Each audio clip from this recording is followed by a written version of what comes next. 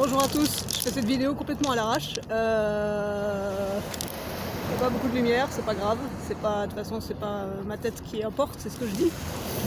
Alors à propos de toujours des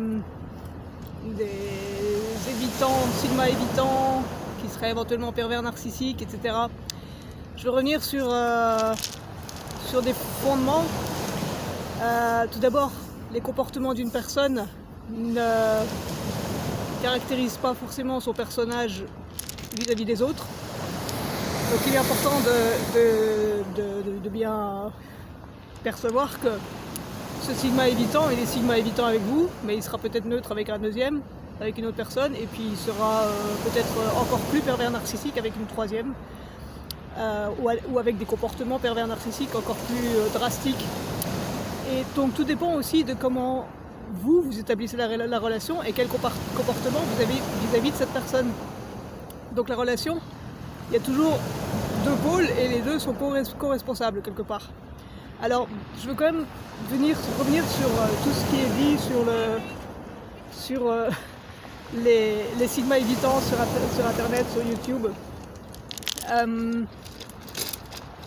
Alors oui, je pense qu'il y a beaucoup de mythes qui circulent sur internet et que ces mythes sont créés par les évitants eux-mêmes et ils sont grossis par les hypersensibles et hyper-empathes. Je m'explique. Le fait que l'évitant ne supporte pas d'être touché, d'avoir des caresses, déjà, je sais pas, mais il prend des douches, il s'habille, il met des costumes, il met des cravates avec un nœud serré au cou. Il va faire du vélo, il met des pantalons, il va faire du sport. Donc, il n'y a pas de problème d'être touché. C'est juste dans la tête. Quelque part, c'est dans la tête. Alors, je peux comprendre qu'il y a des traumatismes, qu'il y a eu clairement une coupure à un moment par rapport à des agressions. Je ne le renie pas.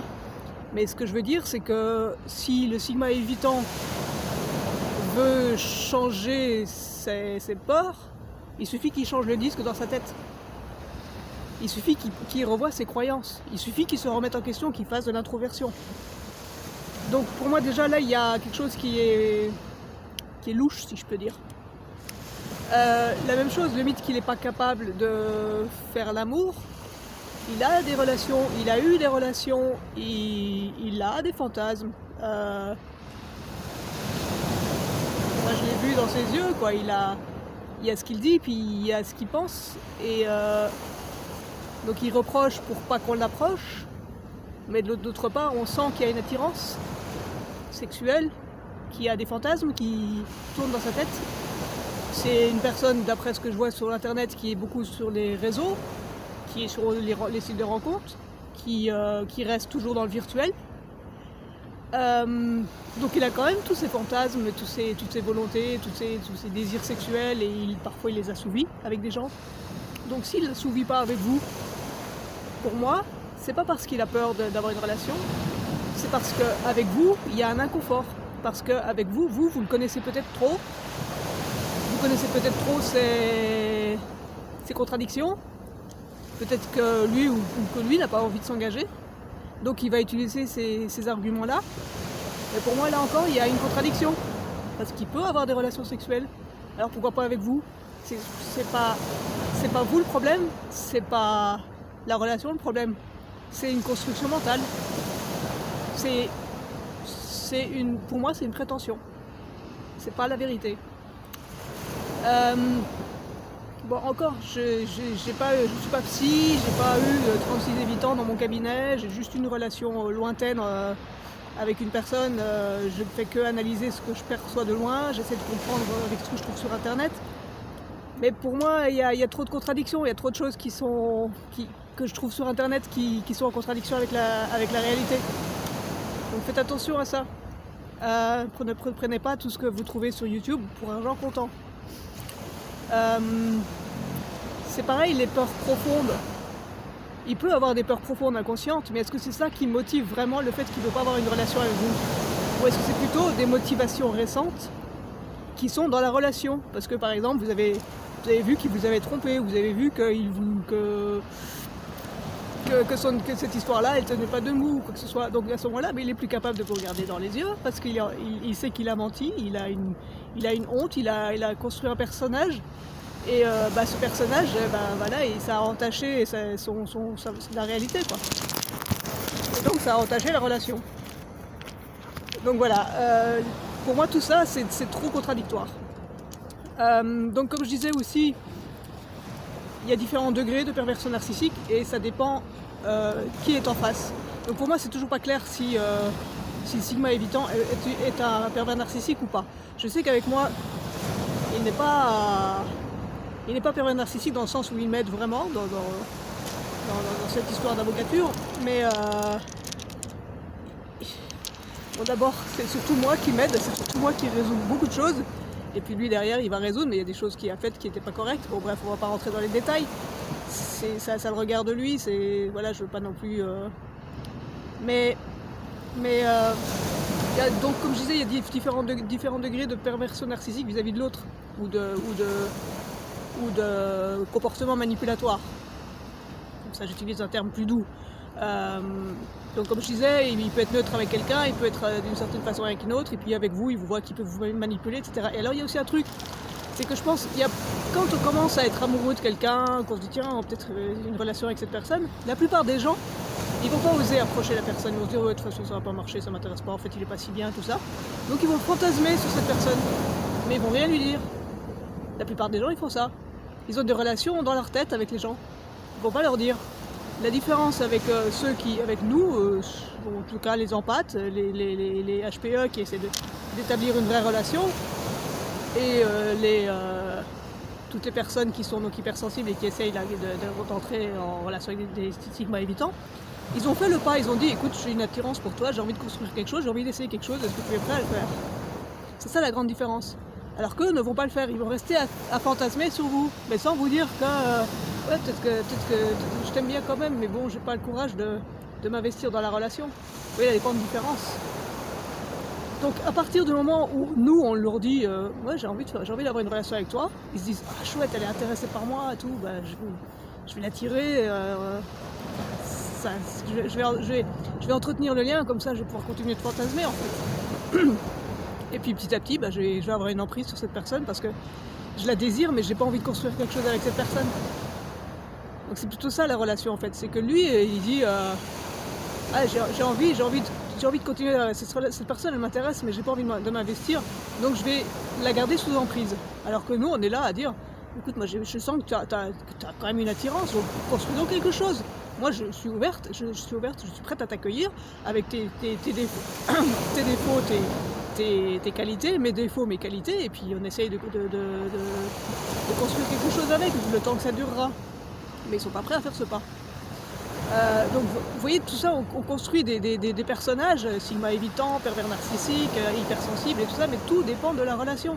On n'est pas pareil avec tout le monde. Pas tout à fait en tout cas.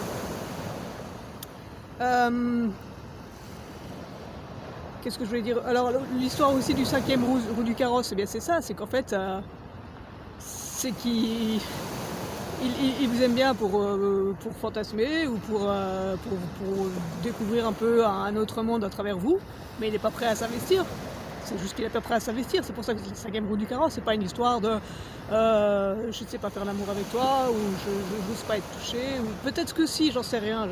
Mais ça me semble trop grotesque. Ça me semble trop grotesque.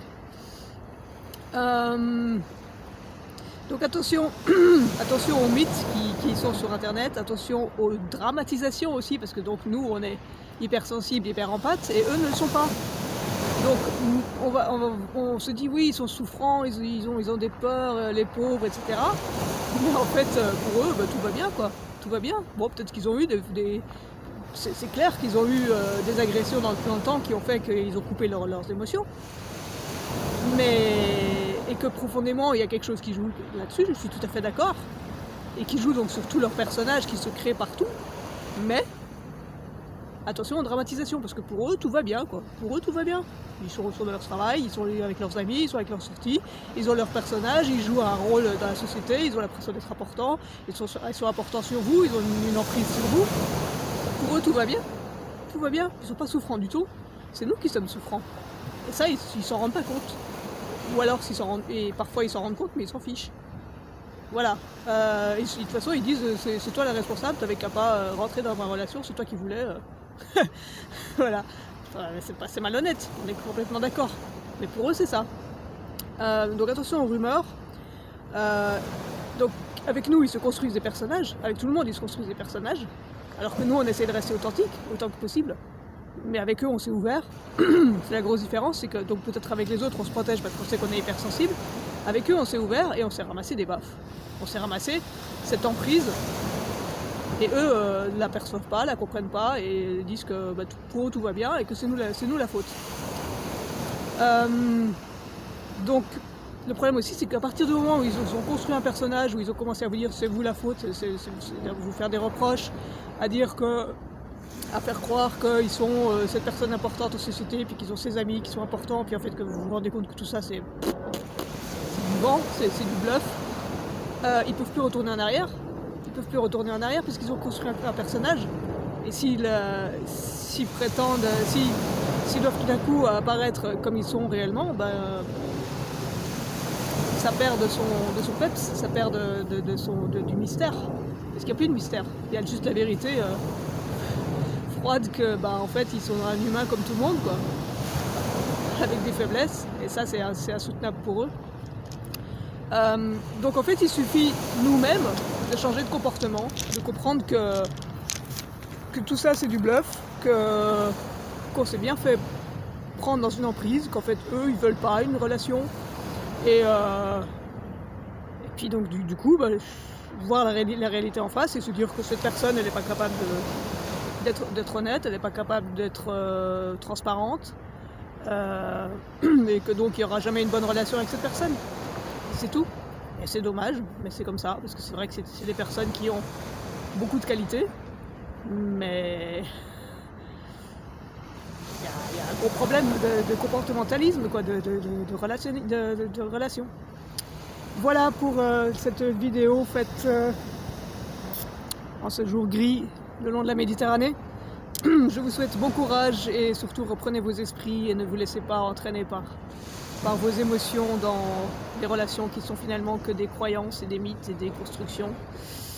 Bon courage. Si vous aimez le contenu de mes vidéos, mettez des pouces bleus, abonnez-vous, faites suivre le lien, laissez des commentaires. Je vous dis à la prochaine vidéo. Merci.